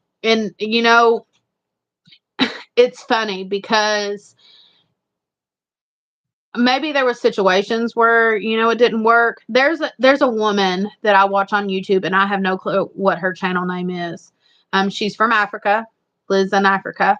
And a lot of people will accuse her of like fortifying. They'll say that her background is green screen because it's green, because their trees are green, because it's not just a big vast desert, because they have water, because they have food, because there's not trash laying everywhere, because there's no kids with their stomachs pooched out like they show to Americans.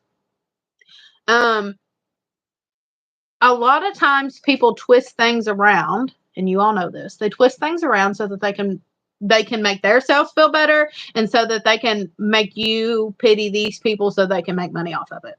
I'm not saying that people in Africa are not starving. I'm not saying that those children in the videos are actors or fakes, or I'm not saying that there's some places in Africa that don't have water and food and things like that. I know that that is everywhere. But what I'm saying is that a lot of times people twist things around um, to benefit themselves than they do to benefit others. You're taking a woman, and I'll admit to you guys, I had that same kind of like, I didn't think she had a green screen, but I thought, she's in Africa and it's green. You mean to tell me that she, like, it's not desert there? Like, I thought that crossed my mind, like, oh wow, it's a lot greener there than I thought. Actually, I even thought that even before I seen her channel, because me and Lakin got on Google Earth and was going through the Earth, and we zoomed into one part of Africa, and it was so beautiful and so green. Their land was absolutely beautiful and green. It was full of like fields of food. Like, it was luscious and green and beautiful, and even more luscious, green, and beautiful than it was here in the wintertime. And there in the there across the world, and it was absolutely beautiful. But what we're told, I mean, you all know what I'm talking about. What you all were told, what we were told, what we've all been told is that Africa is dry. They have no water. It's not green. The people are starving to death. They're oppressed. They're, in war. And I'm not saying all those things are not happening in certain areas, but the whole entire area is not like that. I'm sure that there's people there that are not helpless. I'm sure that there's people there that are, have money. I'm sure that there's people there that, are doing just fine on their own without, people sending them food monthly. And I watched a video here recently about Appalachia, and it was talking about the perceptions of people the perception that people have in Appalachia. And Harmon Homestead can kind of, she'll know what I'm talking about. I'm sure she's heard people talk about this. But if you watch videos about Appalachia, especially old videos, people now that were in that time in the 70s, in the 60s and the 80s, when you talk to them, when they were showing Appalachia, they were not showing the best. They were going to the areas of the really poor people and the really, the people that were, I guess what you call in the slums, the people that were in bad shape. They weren't showing the brick houses. They weren't showing the people that have vehicles. They were showing the people that, didn't have vehicles. They were showing the people that were real poor. They were showing the people that had kids that, had clothes on that was too big or too small, that were dirty, that, just didn't look healthy. They weren't showing the best, and they never do. They never do. They always show the worst, and they say, pity these people. And they did. That's what they did. That's when you all who are not in the Appalachia area, what do you all think? Because a lot of people would automatically say, hillbillies. They would say rednecks. The imagery that would pop up in their mind is like the Mountain Dew commercial, where it's like a moonshiner. A lot of people think of moonshine. A lot of people think of um, alcoholic bourbon. A lot of people think of things like that, especially in Kentucky. But most of all, they just think of us like toothless and poor and barefoot and don't have nothing. And there is some people like that, but there's some people like that everywhere. Like walk down the streets of Chicago. I've never been there, but I'm sure probably find some homeless people. Guess what? I've been to Washington D.C. a couple times, and every time I went, there was homeless people living outside on the sidewalks, and that's Washington D.C. That's the capital. And guess what? There's poor people there too, just like there is here and everywhere else. Amen. You'd be surprised at how many people think opposite of how we do. Yeah, it's having burritos with chili and cheese. That sounds yummy. But I got on the subject because a lot of times there's people that are completely unaware. They are falling for a narrative. They're not falling. They just don't know. And they're being told a certain story. They're being told a certain narrative. They're being shown a small part. And they're being told this is how it is when it's not. And the reason why I always bring up Appalachia is because I live here and I can speak from the experience and I can see from the experience. And I'm sure you all have like different different places where you all are located, that there's stereotypes in your area. I don't know them, but I know the Appalachian stereotypes. Appalachia was the preppers. Everyone I know heard of has plenty to eat. Yeah, plenty of, yeah, yeah, yeah, yep. Well, see, I was watching a video the other day and it was talking about Appalachians, and I think it happened in the 70s. And they said that they had went through Appalachia and they had showed, of course, the worst of the worst, and they showed poor children and like poor, pitiful clothes, and they were dirty and they were running around barefooted. And the government came in, and she said they had old schoolhouse. They come in the schoolhouse, and she said they come in with boxes. She said they were the ugliest shoes I'd ever seen. She said they were just cheap, old, ugly shoes that they had brought in, and they give each child a pair of shoes because they thought they thought they didn't have shoes, or they were getting funds for not having shoes. But if you know anything about country kids, they don't wear they don't wear shoes. It's funny because there was a lady that I knew, that was very familiar with her, and in April, in April is usually April 1st is like no shoe time. In Appalachia, like that's the beginning of the time that you can kick your shoes off and you don't have to wear shoes. She's born and raised Appalachia, and I'd made a Facebook post, and I'd said it was around the beginning of April, and I'd made a Facebook post, and I said we got our shoes off today, and we were outside. Me and Lakin were outside, and we were playing in the front yard, and we didn't have no shoes on. And she said, I can remember. She said when we were kids, she said Mama would make us wear shoes up until April 1st, and she said at April 1st we could take our shoes off. And they could run around the yard. It was warm enough that they could run around the yard and and not have to wear shoes.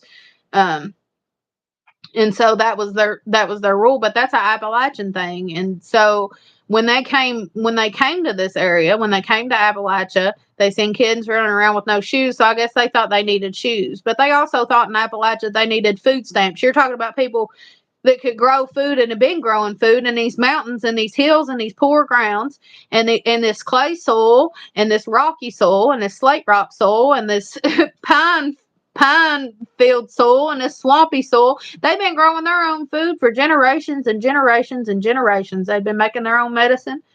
for generations and generations and generations, they knew what they were doing. They knew how to live. They knew how to survive. They didn't need that.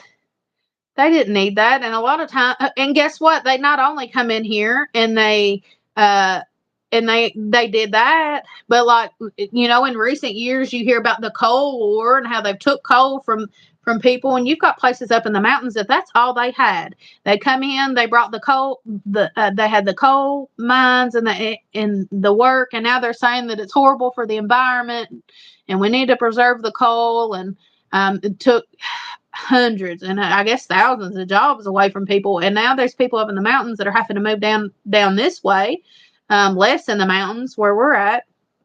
And they took their jobs from them. They took everything from them, their entire livelihood, all they've ever known. All their daddies did, all their grandparents did, all their grandpa did, all their great grandpa did, all their great great grandpa did for generations and generations and generations. These people knew how to survive, and they didn't need no help surviving. They didn't need no help. Um, and I don't know if the government had good intentions back then. I don't know. But they ruined the people. They stole from them. They stole their independence from them. They stole their jobs from them. And they took the name of Appalachia and they smeared it. And they made it look like this place was nothing but a bunch of hillbillies that didn't know how to do nothing but moonshine and I don't know what else. They didn't know how to do nothing, and they acted like we were just ignorant people that didn't have nothing, didn't want nothing, and didn't know how to do nothing. And they ruined it. They so much so that the documentary I was watching the other day was a woman who was born and raised in Haddon. I don't know if a lot of people have heard of Haddon. A lot of people haven't. Born and raised in Haddon. It was actually her grandmother that said that the people come in and brought the ugliest shoes she had ever seen in her life and laid them out on that table. And she said, as she was growing up, she learned that she was a hillbilly, and that because she was from Appalachia and because she was a hillbilly, she was looked down upon. People thought of her a lot different, so much so that she's a reporter. And well, she makes documentaries, or was a reporter. She went journalism. She's a journalist, and went to school to be a journalist. And her complete accent has changed. She said that when she lives in California now, and she said that when she got into journalism, that they told her that she needed to get rid of her accent because she sounded ignorant. That she was going to look down upon, and that she needed to have just a plain, I think they told her like a Midwestern accent, because if she had that Appalachian accent, that it was going to ruin her. And so she was ashamed of it. Ashamed of her accent, and ashamed of where she came from, and ashamed of her roots.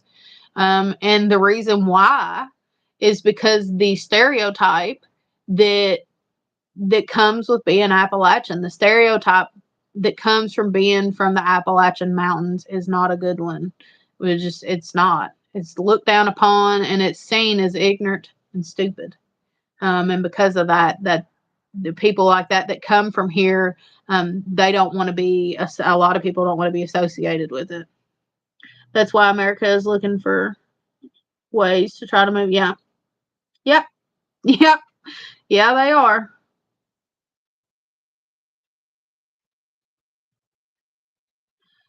I I don't know if I've ever been made like, like people would say something about my accent, and I would always like take it as a compliment. I never had anybody say something so bad to me that um, oh wow, they're making fun of me. I know that a lot of people have asked me where I'm from. And that's usually the question they get. And a lot of times if I'm talking to somebody, I will just if I'm talking if I'm doing a live, I've done a live once before with somebody different. And I was on their channel, and I said, you all could tell I'm from Eastern Kentucky. I just go ahead and tell them loud and proud that I'm from Appalachia, that I've got an Eastern Kentucky accent, because I love it. I love my accent. And it's funny because my dad is not from Kentucky. And my mom is from the northern part of Kentucky, which is a total different accent than what's here. The northern part of Kentucky almost has like an Ohioan accent, that is completely different than like the Eastern Kentucky, the Kentucky accent even. And so my mom doesn't have this accent. She doesn't have it at all. And my dad has a Missourian accent, I guess is what you call it. He's from Missouri, and so the way he talks is a lot different than the way I talk. The way my mom talks is a lot different from the way I talk. And my accent is strong, but you all haven't heard much out of Andy, but Andy has a very strong accent. And because of that, Lakin's accent is stronger than mine.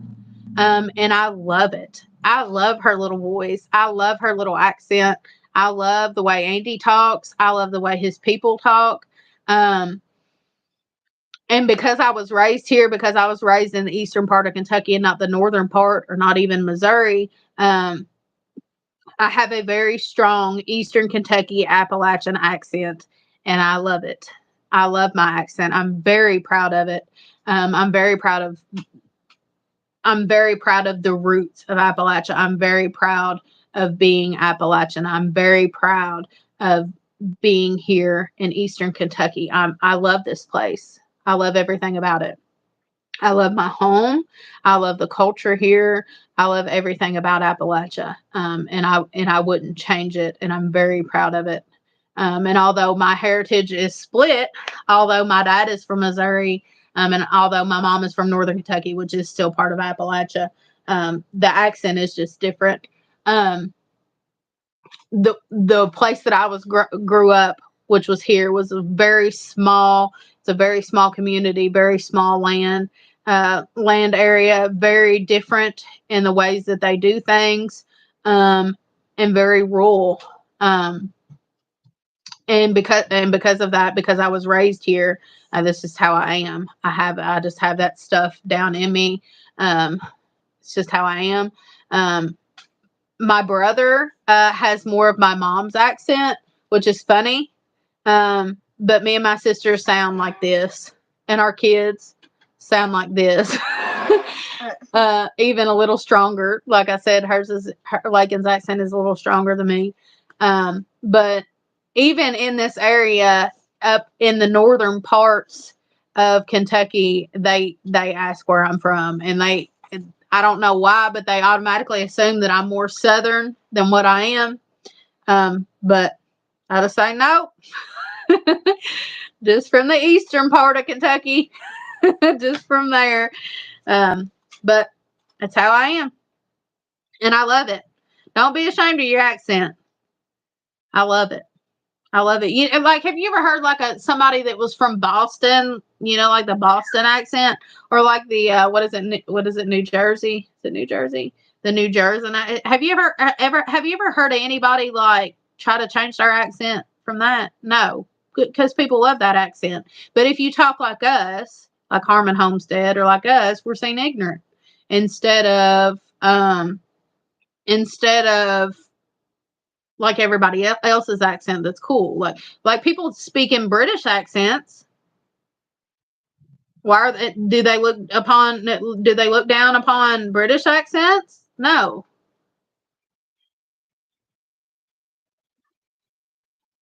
Warsh.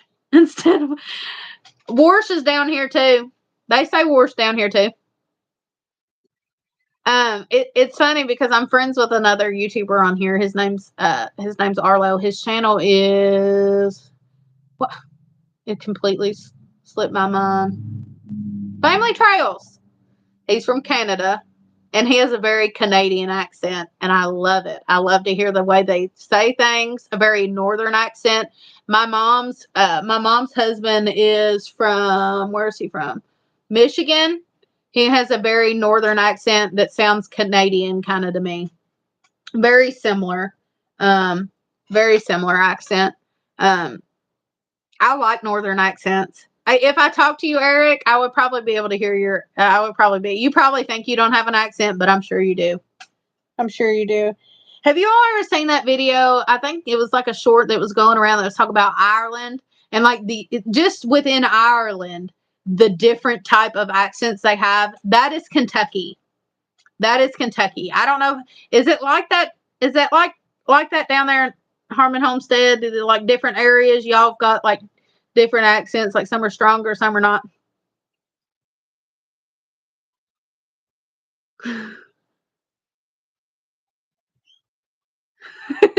Yeah. Well, listen, Andy, there's two words that he says, and I'm trying to think of what they are right off the top of my head. He would say, I'm trying to think. He says two things that are real different. I make fun of my dad. We make fun of my dad though because he's from Missouri and he pronounces his W's. He pronounces the whole W. So he'll say like whip. He like whistles whipped cream or what. And I caught my grandma saying it too, so I know where he gets it. But he'll say like what when he says what, it's what or whipped cream or I'm trying to think or who. Well, no, who don't work, but he's like I don't know whoop whoop. It's like he pronounces the entire sound of W or WH. It's the entire it's the entire sound, and I know it's just that Missourian accent. Yes, our location is definitely more country sounding than the nearest small city. We are literally at the tip of Appalachia. Yeah, you all probably sound like well, I know you sound very similar to me. Maybe even a little stronger than my accent is. Andy at times has a really, really strong Appalachian accent, but it's the way he says things. I'm trying to think of some certain words. There's a word that he says that he got it from his memo because I've heard his memo say it, and I'm trying to think of what the word is. Uh, it's something. It's a th word. Why can't I think of it? It always reminds me of the word thrice. Thought. He'll say, I thought about it. And she used to say, I thought about it. Yeah, if your youngest gets an accent when you move, it probably will.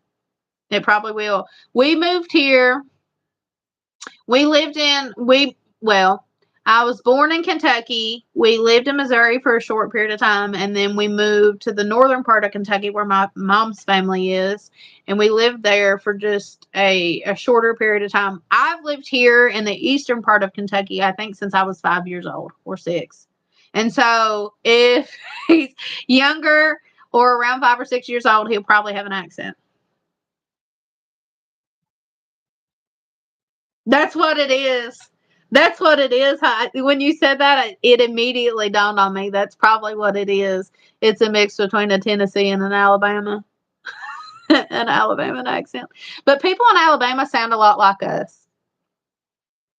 Um, People that I've met and people like you watch TV shows. People, people sound like people from Alabama sound like us. People from Tennessee sound like us. So I don't know. It's the general area. It's just a general area. If you were like within the area of the Appalachian Mountains, or even close to the Appalachian Mountains, if you are from the Appalachian Mountains or within the area of some type of mountain range on this side of the United States, a lot of times you're going to sound like us. At least it's not like England calling potatoes a jacket or Jones's book. Yeah, accents don't matter to me. Yeah. Yeah, I don't I don't in my mind judge somebody upon their accent, but I know a lot of people do. And like we were talking about, Harmon Homestead said, yeah, a boot. That's what you meant to say, a boot. A lot of people talk about people, about accents. And if it's a northern accent, they don't see him as ignorant, but it's almost like if you come out of this area, they see you as ignorant. And I don't know why it's like that. I don't know why. It's the way we say stuff, I guess. Because we don't pronounce things. We don't pronounce things the way people do. Well, a lot of times we add letters that aren't there. And we actually make it harder to speak. We actually make it harder to speak than other people do. Other people do. Like a common thing around here, like Walmart is Walmart's, or Kroger is Kroger's, or dollar store, like Dollar General. A lot of people say like Dollar General,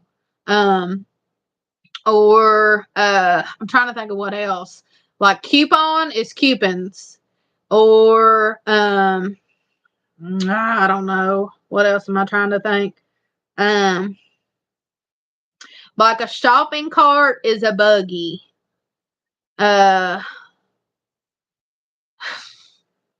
to think of what else. You is youans or y'all. I say y'all a lot, which y'all know that. You probably heard me say it a million times by now.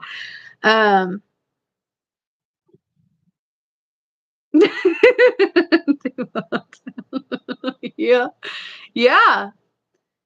Yeah. I'm trying to think of what other words. We add different sounds or different letters to words. It's just, I don't know why we do it, but we do. That's just how we do. It's easier for us to speak than I believe it is for other people to understand. Pennsylvania is its own language. It have been found words that screw up and I didn't realize. It's like, this might be a stereotype, but like, I've always heard like Pennsylvania Dutch. Is the area of Pennsylvania, is it more like the Dutch culture? Is it more like the Dutch type of, because I don't know much about Dutch people. I don't even know what you would even call them, but I've heard like Pennsylvania Dutch. Is that like, what is that? Is that an actual thing, or have I just made that up in my mind? I know a lot of people in Louisiana, like there's an area of Louisiana that has like a more French accent. There's places down south that have a more French accent to the way that they speak. And a lot of that is because the French were down there. A lot of their buildings and things like that they look French. They look, in that area. A lot of places in Appalachia, and you hear it spoken a lot, or you hear it talked about a lot. We have a lot of Irish heritage in Appalachia, a lot of Indian heritage, Native American Indian, and a lot of Irish. A lot of Irish. And so they say, I had watched a video on it, and I think Harmon Homestead, had seen it as well. I've talked to somebody about it, but there's a specific video where a woman talks about how Appalachia is actually probably one of the closest languages to our people, to our heritage. We sound as close to what they sounded like than a lot of other places. It is, but I think that's a southern Pennsylvania thing. I met a guy that was from southern Pennsylvania and sounded like Stonewall Jackson. Yeah. Yeah. So, I mean, there's different types of accents everywhere. You're talking about, the southern part of Pennsylvania sounding, Dutch sounding. There's, like I said, in Louisiana, there's people that sound French sounding. And if you've ever like watched a video, have you ever, we ain't had a TV in a long time, but from what I can, have you all ever seen that TV show where they used to like kill crocodiles? And there was a family on there that sounded so French. They sounded so French. Yes, I'm Irish on both sides. Irish culture's settled in these mountains, and that's where we get, yeah, a lot of Scottish here as well. Yeah. I've always heard that the Irish and the Scottish settled here because they said it reminded them a lot of home. They settled in this area because it looked like home. It reminded them a lot of home. And like you're saying, a lot of our music, a lot of our culture, a lot of the things that we do, are Irish and Scottish type of things, especially our music and especially our way of dance, um, like clogging and things like that. They're Irish. They're from that culture, and and and you can see it on us. Like you can, guys. I'm freckled, and before I had my child, I had red hair. I'm freckled and red hair, and you would never know that my daddy is Blackfoot and Cherokee Indian, with a little bit of German and Irish in him. But he's from Missouri. My mama is white as white can be. She has pretty much nothing in her but white. She is she's a very what they call whitewashed. She's very white. Although she can tan and I cannot. I'm making fun of her, but her lineage, her blood is very well. She has been able to take her bloodline all the way back to the Mayflower, and I think even past that. She's very educated on her, what do you call that, lineage, her heritage. And so she's extremely white. She has got Irish, probably Scottish. I can't remember. She's very English. She is very English. And so she is, yeah, that's what we should do. That's what we should have an Appalachian. Yeah. I could go all day about Appalachia. I'm sure you could too. I could go all day about Appalachia. We need to. We need to. Oh my gosh, we've been on here 2 hours, guys. I didn't even realize it. Y'all let me talk for 2 for 2 hours. Well, guys, it's 10 o'clock. Well, guys, I've talked to you all and talked to y'all until I'm blue in the face. Y'all probably getting tired of talking to me or listening to me. You ain't listening to me, but I guess I'll go ahead and hop off here. I guess Harmon, Homestead, and Eric's on here. Probably Daisy Q. Maybe she might still be on here as well. It says 3 of you. But I appreciate you all hanging out. I hate that the live didn't work out, Harmon Homestead. Maybe we can get it to work next time. Maybe we'll have to what we'll have to do is test it like we did the very first time we did it. Best part of the week. Had fun talking. Thank you so much, Eric. And tell your wife I said hello. I'd love to see her on here again. It excites me so much that both of you all watch me. It's really cool. I don't know what the weather is supposed to. Daisy Q, I believe we're going to hit a cold spell. I think the rest of this week is going to be a cold spell, and I'm not quite sure about next week, to be honest with you. I know they told us that the cold was coming, and of course we've got probably chances of snow. We had a chance of snow last night, and it did snow.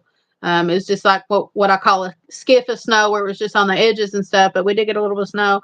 I will. She's at work, but hopefully she'll be on here next one. I hope so, Eric. I love that you all get on here, and it's so amazing. And I do try my best to support the people that have channels on here. Like I said, I wish I could get on and watch all of your all's videos and watch them all the way through. And I try, but I can't all the time. But I appreciate it, and I appreciate the support that you all give, and I love y'all with the love of the Lord. Y'all know that. Y'all know that. And y'all are just so amazing and so supportive. Everybody that's been on here has been so supportive to me, and I appreciate it. And hopefully Harmon Homestead, we can get it together next time. We can go ahead and get the sound figured out. Happy cleanup. It's going to be, yeah. I don't know if I'll be happy about it, Daisy Q, but we got to do it anyways. We've got a lot of limbs that I didn't notice before that I found today.